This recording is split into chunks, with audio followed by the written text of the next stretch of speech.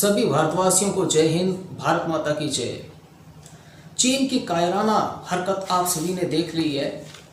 एक सवाल मेरे मन में आता है और वो सवाल मैं आप सभी से पूछना चाहता हूँ कि कब तक हमारे फौजियों के सिर कटते रहेंगे, कब तक हमारे फौजी हैं वो गोलियों से भुने जाते रहेंगे, कब तक उनके कटे फटे शव हैं वो तिरंगे में लिपट कर आते रहेंगे, कब तक उनकी पत्नियां हैं वो विधवा होती रहेगी, कब तक उनके बच्चे हैं वो अनाथ होते रहेंगे।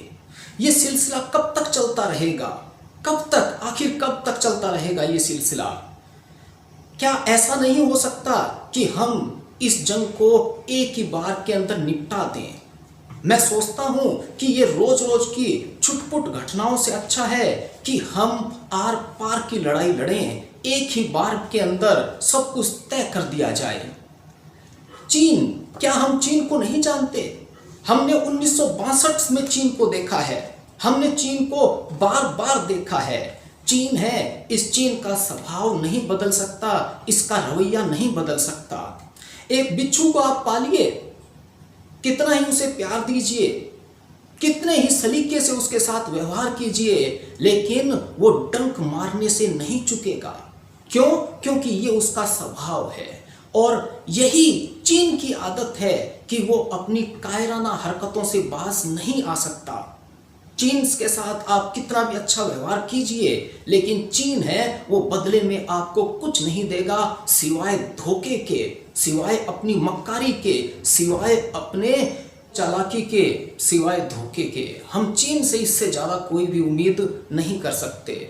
और सच पूछिए तो चीन आज इतना जो ताकतवर बनकर खड़ा हुआ है, आज हमें जो आंखें दिखा रहा है, सच पूछिए तो नैतिक रूप से उस ताकत के लिए, उसे वो ताकत प्रदान करने के लिए कहीं न कहीं हम सब जिम्मेदार हैं। उनमें मैं भी शामिल हूं और आप भी शामिल हो। हम सब के घरों के अंदर चीन बैठा है, हमारी जेबों के अंदर चीन बैठा है। हम जितना चीन के प्रोडक्ट को खरीदते हैं उतना ही चीन की ताकत बढ़ती जाती है और यही ताकत हमारे फौजियों के ऊपर अपनाई जाती है, लागू की जाती है। चीन के द्वारा गोलियों की बौछार करके, उनके सिर काट के, उनके शवों के को टुकड़े टुकड़े करके जब वो ताबूत में लिपट कर आते हैं, अपने घरों तक पहुंचते हैं, तो जो मंजर होता है वो मंजर देखा नहीं जाता। सिर्फ सरकारों के ऊपर ये ठीकरा फोड़ देना कि सरकार ही जिम्मेदार है सबके लिए, ऐसा कहकर हम अपनी नैतिक जिम्मेदारी है उससे मुंह नहीं मोड़ सकते।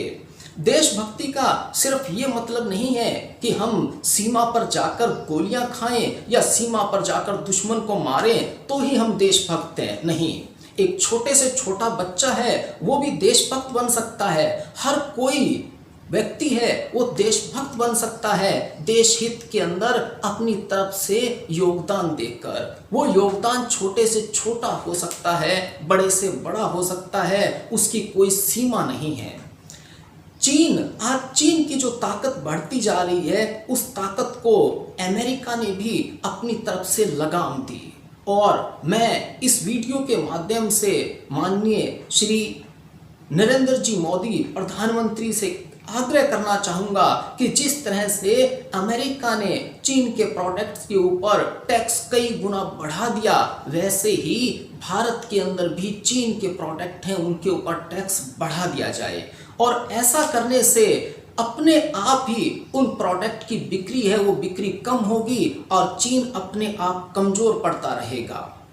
भारतीयों को इस समय एकजुट रहना चाहिए और उनकी एकजुटता है वो चीन को एक अच्छा खासा संदेश देगी और चीन को भी पता लगेगा कि भारत का हर एक भारतीय, हर एक हिंदुस्तानी है वो आपस में कंधे से कंधा मिलाकर खड़ा है और वो इन फौजियों के साथ है, देश के साथ है और देश के सम्मान के लिए, अभिमान के लिए, देश की रक्षा के लिए, सब कुछ करने के लिए तत्पर है।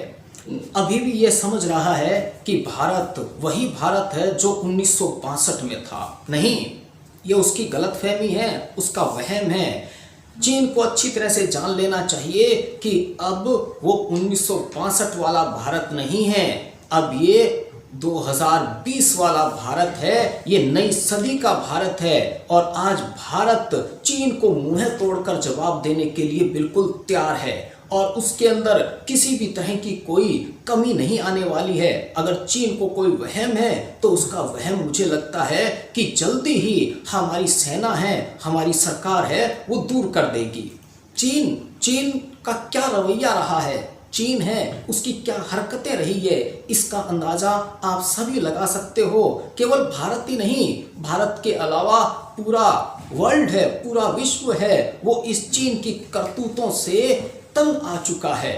हाल ही में जो कोरोना है, जिससे कितने ही लाखों लोग हर देश के अंदर रोज मर रहे हैं, हर देश की अर्थव्यवस्था है वो नीचे बैठ चुकी है, बदहाल हो चुकी है। अगर खोज कर देखा जाए तो उसकी जड़ें भी चीन के अंदर ही आपको मिलेगी। आज चीन है, उस चीन से सारा संसार है, वो सारा संसार परेशान है।